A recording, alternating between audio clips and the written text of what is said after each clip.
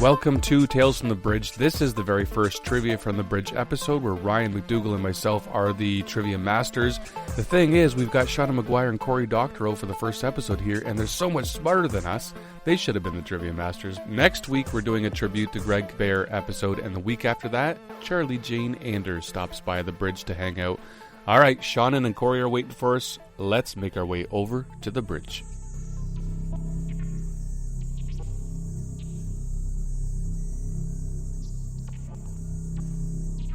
We are here with two amazing people on the bridge today. Seanan McGuire and Cory Doctorow are with us for our very first episode of Trivia from the Bridge. Look in our show notes for links to their websites and their social medias. They're both returning guests to the bridge, so if you haven't heard these episodes, look in our past episodes from about a year ago and you'll find some great conversations with both Seanan and Cory.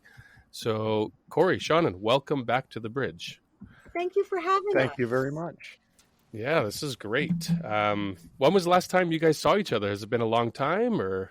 Well, we were 2019, both I would think. at the National Book Festival right before COVID started. I think that was the last time we were actually in the same place, wasn't it? That sounds about right. Yeah, it's cool. been a long time. Honestly, I don't remember anything anymore. I just look it up in my calendar. So if it's not in my calendar, I don't know. All right, so as usual, we are going to have 3 rounds of 5 questions. Question number 1. This device, developed in the late 1830s and 40s, allowed the user to send and receive typed messages through various communication channels, including landline phones. Facebook. 1830s and 40s. Teletype. That's right. It is a teletype or a teleprinter. That's correct. And yeah. Yeah, I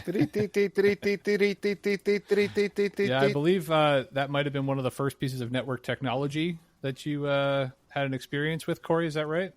We had a teletype printer, so it wasn't like a strip. It was it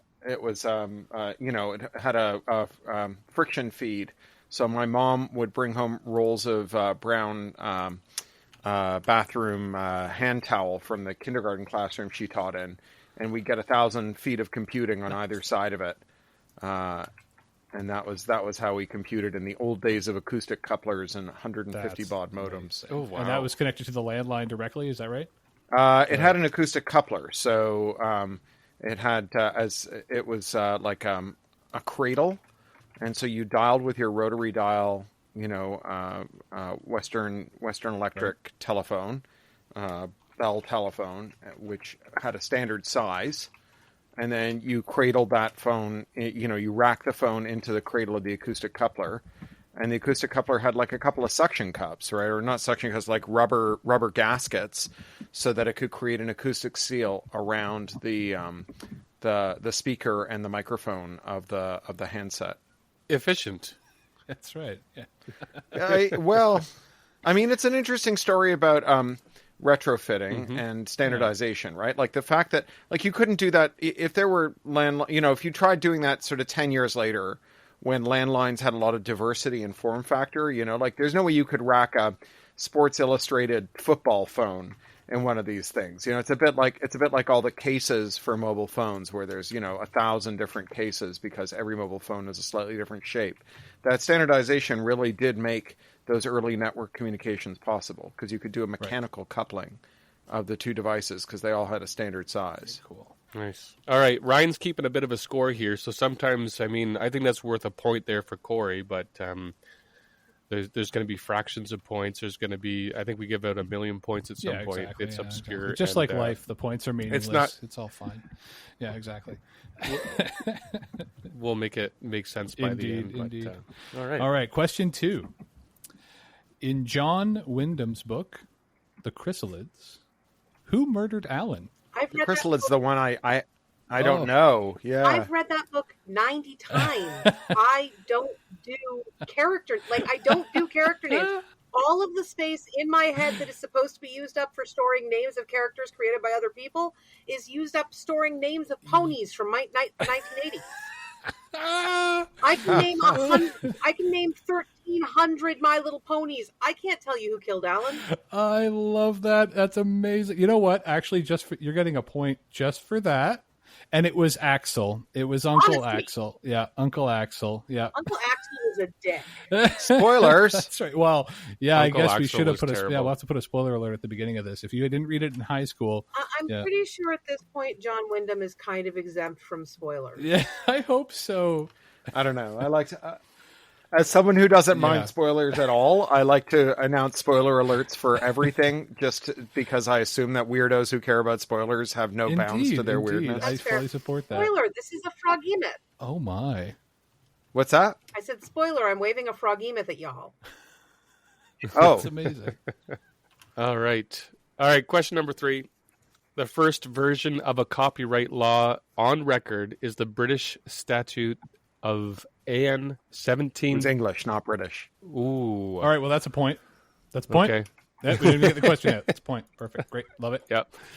The English Statute of Anne 1710, ironically partially titled An Act for the Encouragement of Learning, was a copyright that applied to what media? It was books. It was the guild. It was the Guild of Stationers, but it was mostly. It was just a. It was a salvo and a trade war between the Scottish and the English printers.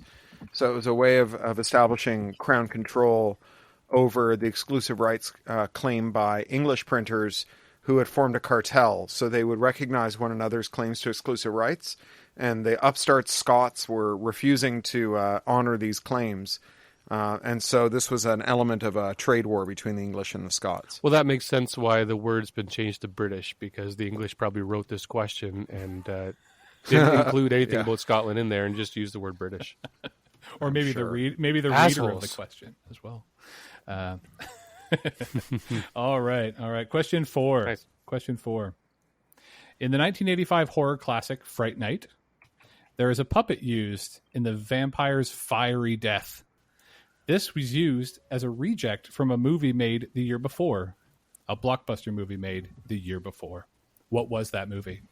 Wasn't that supposed to be in Ghostbusters? It was. Oh my god. Okay, that's like that's a million point right there. How did you know that? It's in the movie for like 2 seconds. Okay, so I am legit the only living human who has used Kenneth Muir's horror films of the 1980s and 1990s as checklists. They are books of reviews of every horror movie released within those decades. Yeah. And I watched every movie that they contain, some of which I truly regret having seen. fair. But I take my bad horror movies very seriously, and Fright Night is very important. Now, for 2 But it was- billion points, do you know what that puppet was supposed to be used for in Ghostbusters? It's a name, the awful dead librarian, Yes! That's right. Eleanor? Oh my god! Wow. Okay, Cory. Good luck, bud. Wow, that was wild. That's good That was lore. Wow. I once worked on a Haunted Mansion project for Imagineering, where I got really deep into all the different lore of all the different names for the ghosts that different parties had come up with in both canon and fanon. And that is a genuinely impressive feat of lore That's recollection. Amazing. I love it. I love it. Today I got praised for random bullshit. Hey. You know what? That's actually the tagline of our show. I don't know if you know that. Nice. That's great. All right. Last question in round 1. The working title of this 1965 French film was Tarzan versus IBM. The working title of this 1965 French film. French film. IBM existed in 1965? Yeah, it sure did. IBM was selling tabulating machines to the Nazis in the 40s. They counted the Jews in Auschwitz for the Nazis. Oh my goodness. Yeah, Big Blue. If you need a clue, French film. throw one out there. Yeah, I can't even think of a single French film. I mean, Amélie. Jean-Luc Godard, 1965. All right, I'm just gonna throw this one out then. It's Alphaville. I have never heard of it. Never seen Alphaville? Okay. Nope. So I'm not really a movie guy. I'm a book guy. it's a great film, Criterion Collection.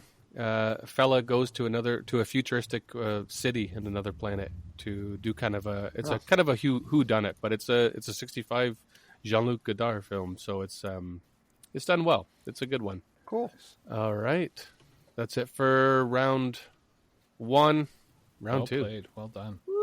All right. So first question of round two is, as far as we know, there is only one venomous primate that we've discovered. What is it?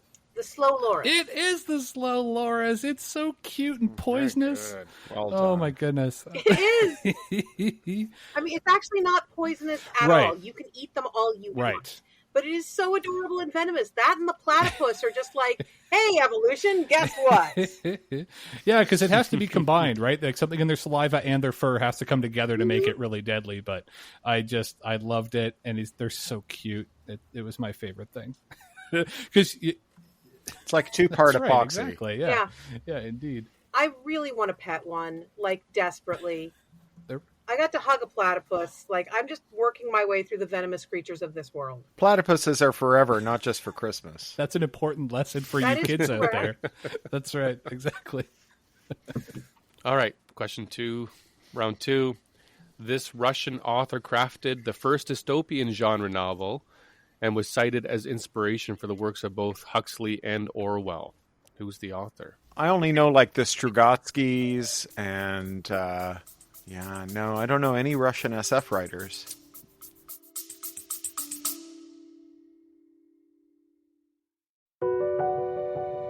Ever wondered what it takes to make it in the movie business? Peel back the curtain with 4-6 Success Filmmaking. 4-6 Success Filmmaking is where filmmakers share their stories and the secrets. It's beyond competitive out there. There have been movies that it's taken me 10 years to get made. Don't wait to create. Like, you've got to just keep making stuff. Tune in to 4-6 Success Filmmaking for your dose of cinematic realness, direct from the voices that have lived it.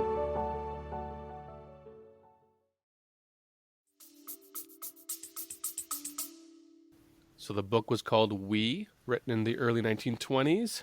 Yevgeny That rings the Zemyatin. bell. So it's a short novel. I've Yeah, actually it's got more it of on a my novella, bookshelf yeah. somewhere, but That came well after The Purple Cloud, Chalky. Like, there is so much older science fiction that is dystopian or this apocalyptic. question is worded like this, likely because of its inspiration to Huxley and Orwell.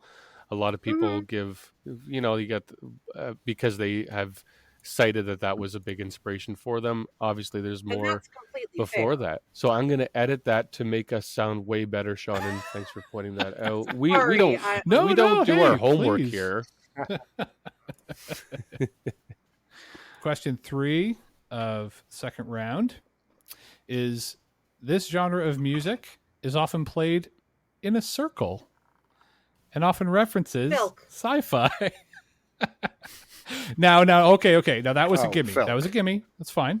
Yeah, that was Now, absolutely a okay, soft so gimme. we have two other parts to this then, just because I knew that was just going to Okay. be an introduction. How did the term originate? No, go ahead. I don't know. There are about I was going to try 20 and different wing it. apocryphal versions of how the term originated. The most commonly accepted and thus the most likely to be true is that it was a typo in a fanzine of folk music, which was then further popularized and legitimized by Karen Anderson writing an article for a fanzine about the filking phenomenon. Yeah, it was Lee Jacobs, apparently, was the writer of the original typo.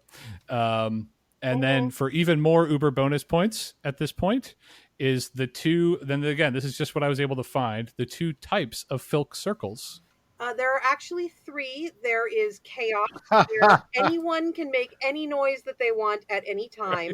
There's a bardic circle, where it goes in a direct line, either right or left, and the person next to you has to pick pass or play at all times. And then there's what's called a chaos bardic or a poker chip bardic, where everyone is given a certain number of poker chips at the beginning of the evening, and you toss in your chip to indicate that you would like to either pick or play. Nice. I didn't know there was a combo. That's Very awesome. good. Mm-hmm. I love that. Yeah, no one likes poker chip bardic. No way. It's all the pressure of bardic with twice the opportunity for people to be stage hogs. Oh, great. Nice.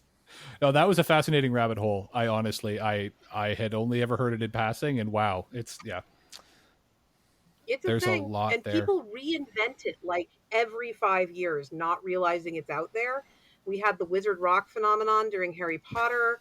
We've got people right now doing records of Dungeons and Dragons music or Magic the Gathering music who had just suddenly thought, wait, I could write a song about this, and are participating in a long-running tradition that has history and customs and archives, all of this stuff, but they don't know that we're there. I love it. All right, let's move over to next question here. This is a tricky one. Seanan, you automatically win if you get this. Cory, didn't she already get 1 million she points? She got a lot. I think she got like 1 billion or something. I don't know, but Cory, I think she's already won. Not necessarily. We got more. We got like a sextillion point question coming up or something. I see. Well, that's handy. Maybe. I hope you get this one, Cory. This one is very local. Residing only a few kilometers south of Guelph, Ontario, this flea market is the oldest in Ontario. I'm a Torontonian. I never left the city. You never went a little bit. How will I know? A little bit west, though, right? So, that's true. I am a thrifter. A giant flea west of Toronto. I mean, is it in London? No, it's south of. It's just a few kilometers south of Guelph. Yeah, that's not the night market, is it? That's night market's more West Coast. Oh, we do actually have a night market in Paris, which is only about 15 minutes from where I am. So that's an interesting poll. Nice. I'm a Waterloo dropout, but I don't know that I ever saw a flea there. I don't know, to be honest. I do not know. So you would have driven by, because it's probably 5 kilometers north of the 401. So if you're going Toronto to Waterloo. But it's the I never would have seen it's the Aberfoyle flea market. It's been there since I have heard of that. Yeah. 1961, still going.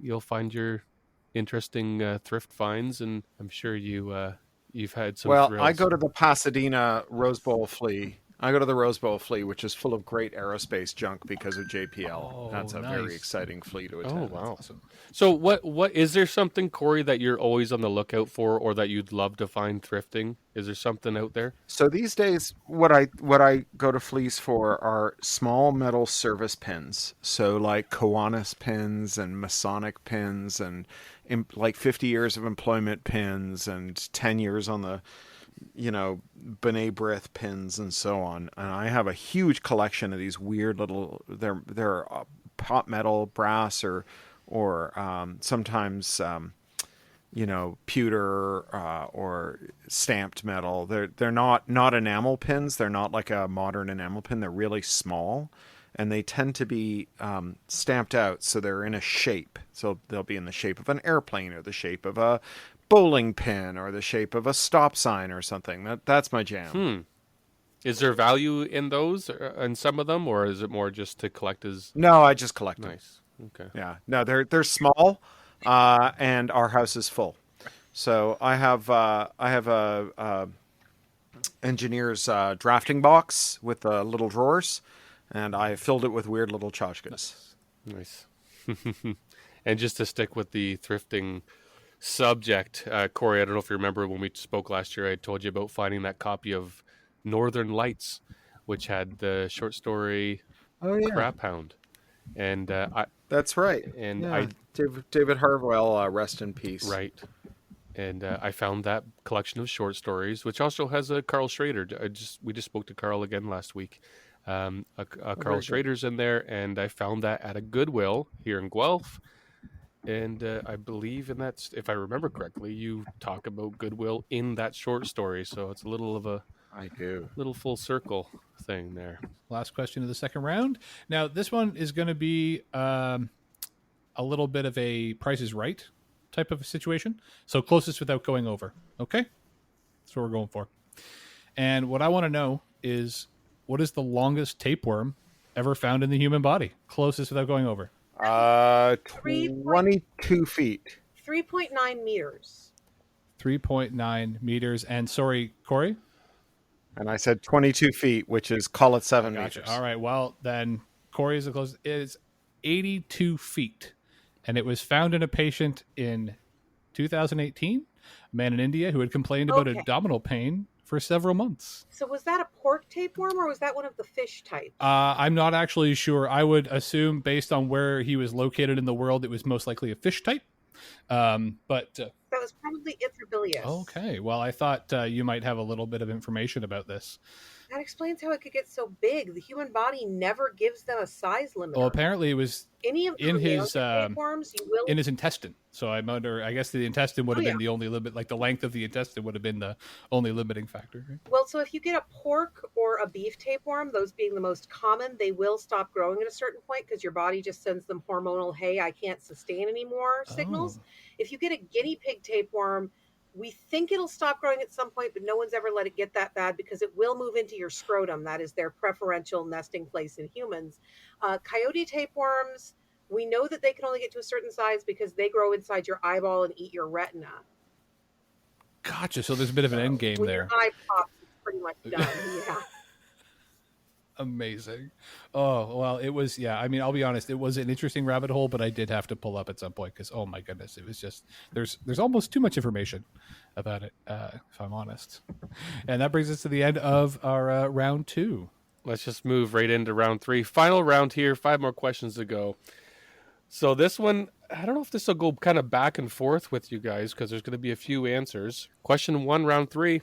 How many Disney parks are there in the world, and can you tell us what year each of them opened? Are we talking about gates or are we talking about facilities? Just park, locations and cities. Well, 6 parks. 6 parks, yeah. Orlando, Burbank, Paris, Shanghai, Tokyo, Hong Kong. Anaheim. I wish it was Burbank because that's around the corner Anaheim. for me. Right. But okay, Burbank's the studio. Okay, so 6 is correct. So let's just start with Disneyland. What year?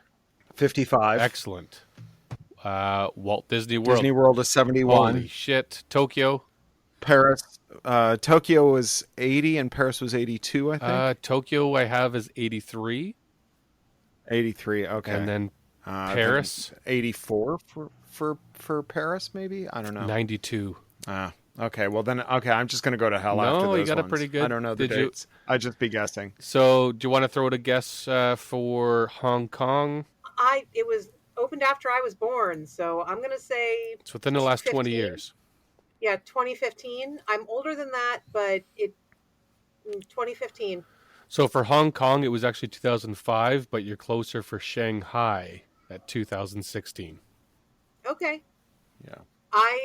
We're lucky if I remember what year I was born in. Like, I know that My Little Pony was originally released in 1982, even though most people assume that it was 1983. And I know that Magic the Gathering began in 1992, and that is my dates for the year. Nice. That's right, because it's the 30th We've year got a anniversary My of Little Magic. Pony coming up soon, so don't worry good. about that. We've got one coming up. We figured we'd save it till later on so that we didn't lose That's our fair. time on it. All right. Well, I think Cory got Oh yeah, a few absolutely. of those. We're you making nailed up some the dates ground with there, that so one for sure. Nailing those opening dates. Well, I can give you the actual dates that they're opening. July 17th, 55 and September 30th, 71. holy smokes. Jesus. Wow, okay. So how did I have the same birthday as Oh, Disneyland. That's great. okay? I am That also helps. July 17th. Okay. Nice. I love that. Oh, amazing. Should we move along? And this is obviously going to seem a little specific, but in the novel Ready Player One, Cory Doctorow is mentioned as being the newly re-elected president of the Oasis User Council. Who is his vice president? Will Wheaton.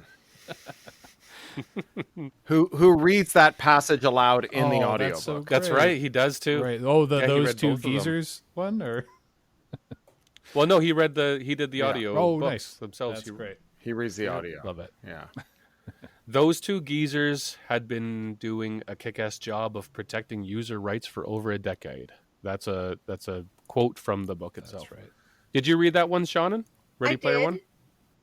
Did you like the nostalgia? Did you like the story? The Willy Wonka in virtual reality?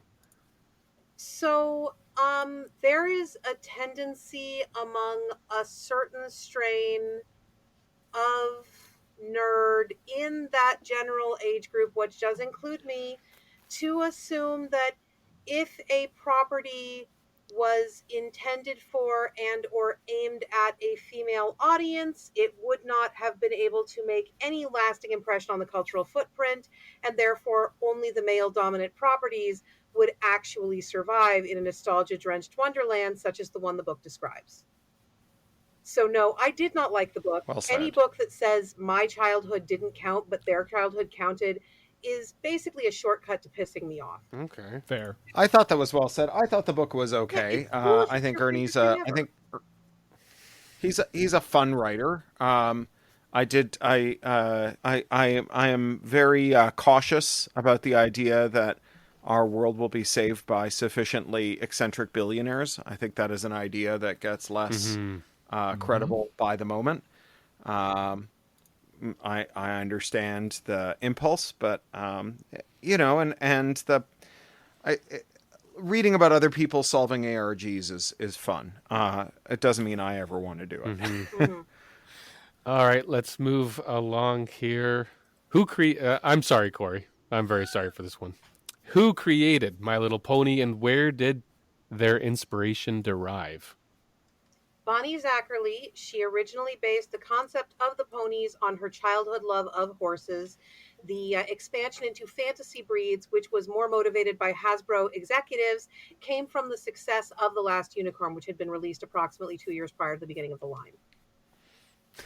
Excellent.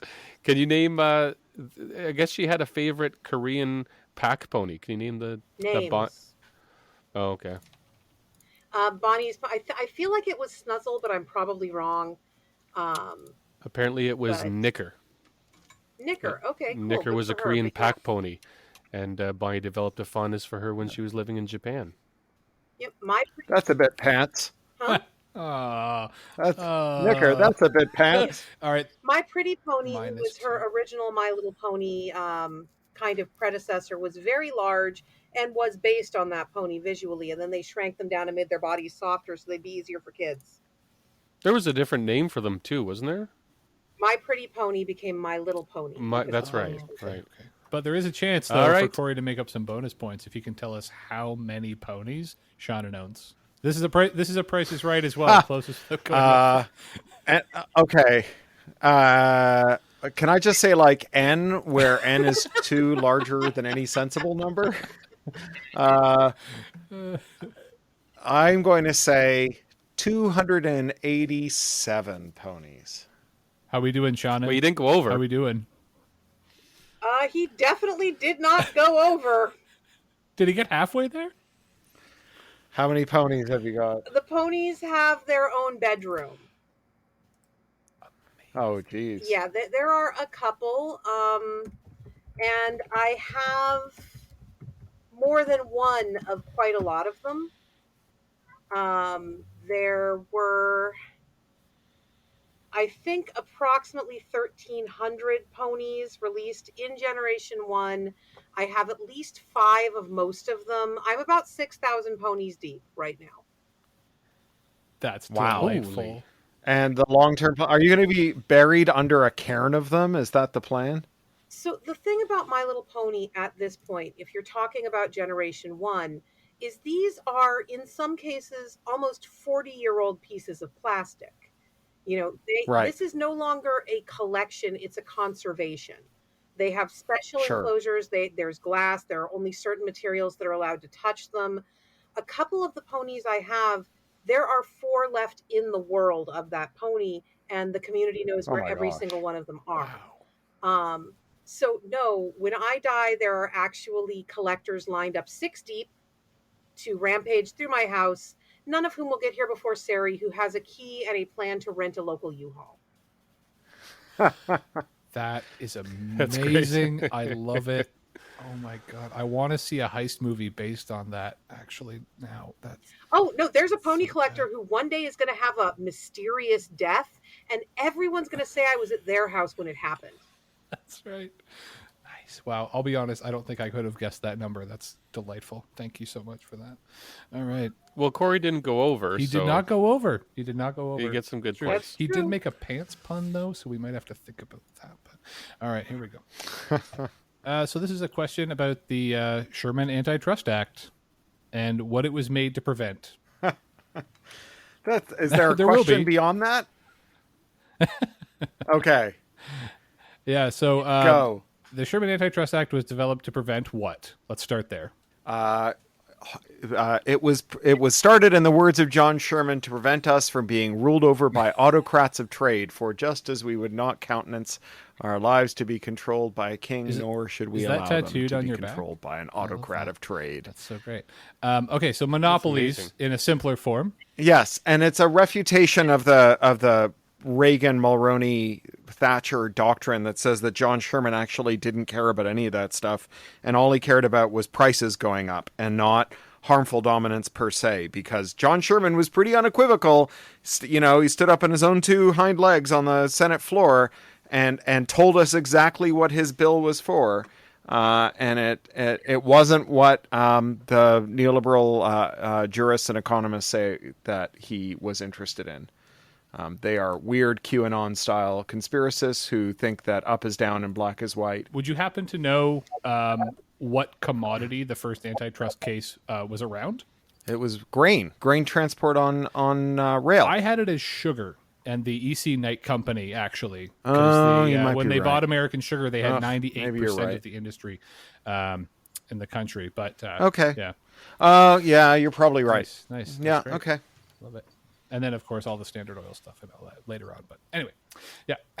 Yeah. Ida Tarbell, the woman who brought down the Standard Oil Company, was the first woman in America to get a sciences degree. She was a biologist. Wow. She was a self-taught, muckraking journalist whose father had been destroyed by John D. Rockefeller, and who made it her mission to bring down the Rockefeller empire. And Rockefeller hated her and called her Ida Tarbell. And she was also, by all accounts, just a gripping orator, and later became a suffragist. amazing. She was quite a character. I really recommend her book, The History of the Standard Oil Company, Volumes 1 and 2. It is a gripping read, and there's free audio of it on LibriVox if you prefer Oh, audiobooks. that's great. Thank you. Great to know. Yeah. Appreciate it. Fantastic to know. All right, last question, last round here. What is the lifespan of a praying mantis? It depends entirely on the species. The average lifespan is going to be between 3 and 8 months, although they can live up to 2 years if the climate is correct, they don't reproduce, and they are not fed too regularly. The more often you feed them, the more rapidly they grow, and the quicker they'll proceed through their instars. And pretty much once they hit L8 or 9, they're done. So you can push them through that sequence in 3 to 6 months if you go very quickly. 2 years is about the top. That's the giant Indian mantis. I'm currently raising giant spiky African flower mantises, and they only live about 8 to 11 months. That sounds about right. I'll let you have it.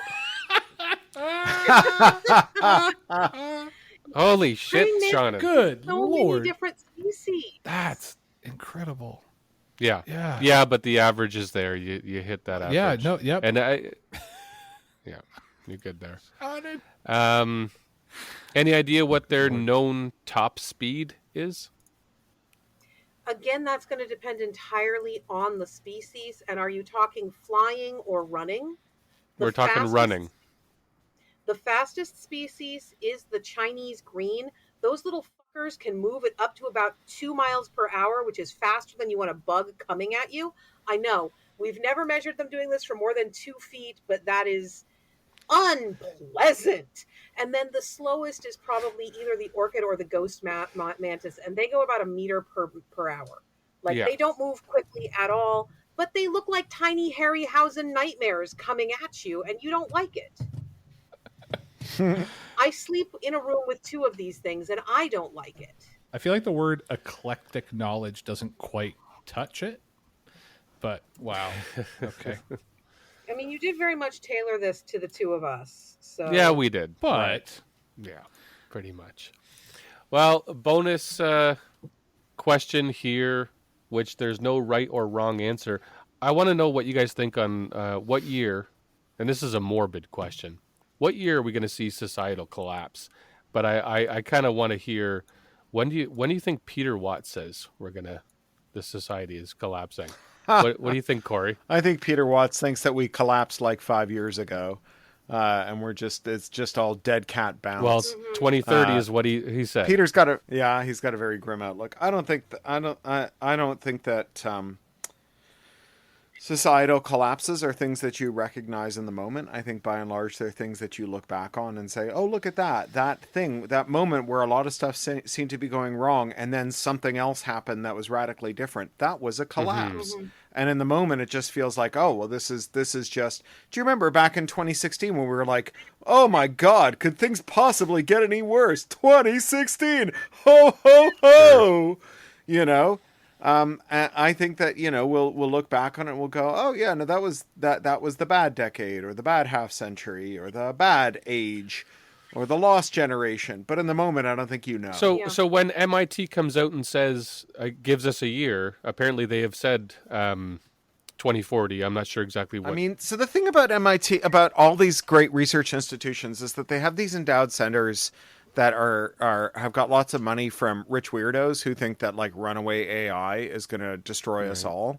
And they tend to like be invested in very odd theories of eschatology, and they come out with these weird numbers, but I don't know. I mean,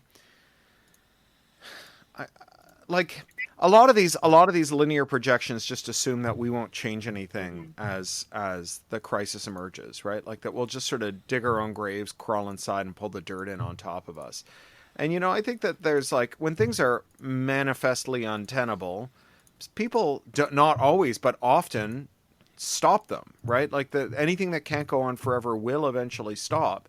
And the idea that the way that it will stop is through collapse rather than, say, uprising is you know, not foreordained. Sometimes things just run on until they reach a breaking point, but sometimes that breaking point is the people refusing to go on, right? You know, like there's a remarkably small number of people who are responsible for collective misery, and we know where they all live, right? Like I just don't know that the idea that we'll just let them continue to drive the bus over the cliff, and then, you know, sort of shrug our shoulders and go, poof, boy, those billionaires, huh? As the bus goes over the cliff. I don't know that's necessarily true. Right. It might end up being true, but I don't think it's foreordained. And Seanan, you've written about apocalypse, and is this just fiction? As science fiction writers, is this just fiction, or is this something that, in a way, you folks can have some real life input? Being a person whose actual special interest is pandemics, living through a pandemic is a uniquely unpleasant experience.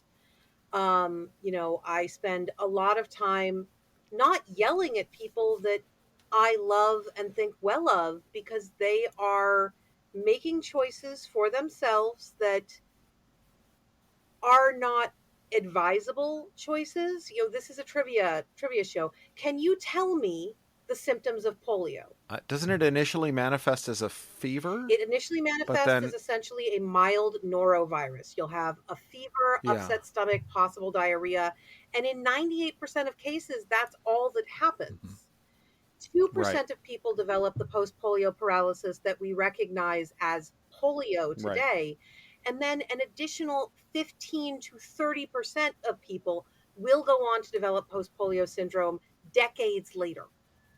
So you'll be perfectly fine. I was just back in my old neighborhood in East London a couple of days ago, and there are billboards all over saying polio is back in Hackney.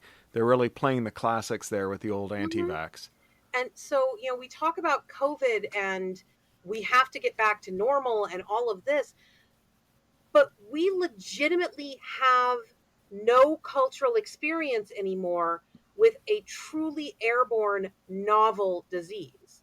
And what makes it novel is that we call this long COVID because the symptoms last after that initial, you know, major phase of the disease. So it's long COVID. It's not long COVID yet. It's Tuesday morning fucking COVID. Give me a decade. Let's see what this looks like in 5 years. Let's see what this looks like in 10 years. The loss of brain elasticity that we're already seeing, the loss of organ function, the loss of vascular function, we know that's going on, but we don't know what long COVID looks like. And the fact that we are not giving people the resources or the information to protect themselves or the ability to protect themselves is horrifying to me in a very concrete way that I do feel could bring about societal collapse. There has been discussion in epidemiological circles about whether or not COVID as it continues to cascade and as it continues to proliferate into these new hybrid branches, is an ELE. And it could be, if it moves into the arena that some viruses move into, of damaging reproductive tissue and damaging vascular systems sufficiently, this could be an extinction level event. I don't think it's going to be, but that is going to knock a lot of shit out of the pillar bases of society. So we may be in the middle of societal collapse right now because of COVID, which 90% of the world has dismissed as just the flu. And apparently, I'm cheerful. Well, we brought up this subject. No, at but the these end are conversations that need to up. happen, though, and unfortunately, people have just decided they are going to stop having them. So, thank you for. True. Yeah, no, I mean the conversation needs to keep happening. Yeah. So, just before we send off here, we'd love to tell our listeners about what you guys are up to and what is to be expected. I know, Cory, you were just in Europe. Well, you've been back and forth. What have you been traveling for, and what book do we have the pleasure of reading very soon? So my latest book is a book called Choke Point Capitalism. I co-wrote it with my colleague Rebecca Giblin, who's a wonderful copyright scholar from the University of Melbourne. And it's about the limits of copyright to securing an income for creators in conditions of monopoly. We observed that for 40 years, copyright has gotten more expansive. It lasts longer. The penalties are harsher. It covers more kinds of work. The evidentiary standard for securing a judgment is lower. And yet the share of income going to creators has gone down, even as the scale of the industry has gone up. And we conclude that giving creators more copyright under monopoly conditions is like giving your bullied kid more lunch money. It doesn't matter how much lunch money you give your kid, the bullies are going to take it. And so we address ourselves to first the various accounting scams that both large content and large tech companies use to steal from creative workers. But then in the second half of the book, we deliver a series of extremely detailed technical proposals for amending other kinds of law beyond copyright, but also including copyright, to actually change the distributional outcomes of the entertainment industry so that creators get more money. Doing the hard work. Cory's been doing work like this for, I mean, it's been 20, 25 years now. Cory, have you writing about... Well, I started working at the Electronic Frontier Foundation 21 years ago. Wow. So at least that long. And I should mention that I have another novel coming out in April. I've got a book called Red Team Blues. That's a cryptocurrency heist novel. Nice. That's fantastic. So check out the show notes. We're going to have links to Cory's website and socials as well. So what do we have coming from Seanan McGuire that we can look for on the shelves? Well, next week, so we're recording this on Tuesday, November 22nd. Next Wednesday, which is going to be November 30th. That's when this episode comes out, by the way, guys. We're going to have that out. So release date is also the release of Nahiri the Lethomancer #1 from Boom Comics. It is my second standalone comic set in the Magic the Gathering continuity. Magic the Gathering, obviously, I don't own that franchise. I'm doing licensed work, which is its whole exciting button on the copyright coat that I'm sure Cory understands better than I do, quite honestly. But I'm having such a wonderful time. I get to make canon for these characters I love.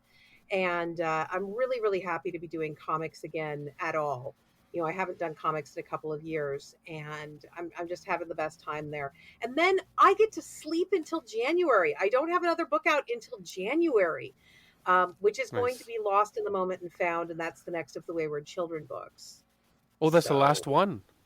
No, next. Oh, the next. Oh, okay. I thought you said last. Sorry. Yeah, Lost in the Moment and Found. It's not the last. There are going to be a couple more. Oh, awesome. Those are some good books. Thank you. I won the Hugo for Best Series for them this year. Yes, Congrats. you did. Mazel tov. And you looked very amazing. Nice, and my girlfriend had to hit me. Yeah.